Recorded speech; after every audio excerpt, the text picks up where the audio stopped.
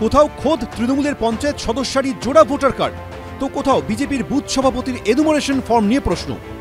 SIR আবহে রাজ্যের 2 জেলায় শাসক বিরোধী 2 দলের নেতা নেত্রীদের ভোটার কার্ড ও এনুমারেশন ফর্ম নিয়ে শুরু হলো বিতর্ক।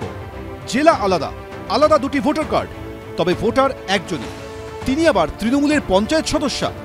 পূর্ব বর্ধমানের কাটোয়া করুই গ্রামের বাসিন্দা শুক্লা দত্ত, 243 নম্বর বুথের ভোটার তিনি। 12 বছর আগে তার বিয়ে হয় পশ্চিম বর্ধমানের আসানসোলের সালানপুরের রূপনারায়ণপুরে। সেখানকার 85 নম্বর বুথের ভোটার তালিকাতেও রয়েছে তার নাম। শুধু তাই নয়, 2023 সালে সালানপুর পঞ্চায়েতে তৃণমূলের হয়ে প্রতিদ্বন্দ্বিতা করেন শুক্লা দত্ত। ভোটে জিতে তিনি এখন ওই পঞ্চায়েতের সদস্য, কিন্তু কাটোয়া ও বারাবণী 2টি বিধানসভা কেন্দ্রের তালিকাতেই রয়েছে তার নাম।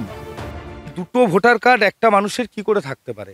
কাটোয়া বিধানসভায় ভোটার থাকাকালীন উনি রূপনারায়ণপুর পঞ্চায়েতের সদস্য কি করে হলেন? নির্বাচন কমিশনকে তাহলে উনি তখন ভুল তথ্য দিয়েছিলেন। সদস্য পদ ওনার খারিজ করার দাবি জানাই। এই ঘটনায় তৎকালীন বিএলওর ঘাড়ে দোষ চাপিয়েছেন তৃণমূলের পঞ্চায়েত সদস্যা। আমি আবেদনপত্র করেছিলাম যে আমার ভোটার লিস্টের নাম, ভোটার কার্ডটা বন্ধ করে দেওয়ার জন্য। তা আমি এখন শুনছি যে ওখানেও আমার নামটা রয়ে গেছে।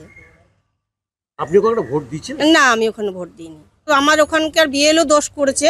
আমি যেহেতু জমা করতে বলেছিলাম, উনি জমা করেননি। আমি ফর্মটা ফিল আপ করেছি, আমার কাজ আমি করেছি। কিসের ফর্ম? শিফটেড 7 নম্বর ফর্ম ফিল আপ করেছিলাম। তাহলে এবার তো সেটা তো ব্লক থেকে তো করতে হবে ফিল আপটা, ডিলেটটা। কাটোয়ার মহকুমা শাসক জানিয়েছেন চলতি এসআইআর এ শুক্লা দত্তের নাম শিফটেড দেখানো হয়েছে, তবে 2 জায়গায় কি করে এতদিন নাম থাকলো সেই বিষয়টি দেখা হবে।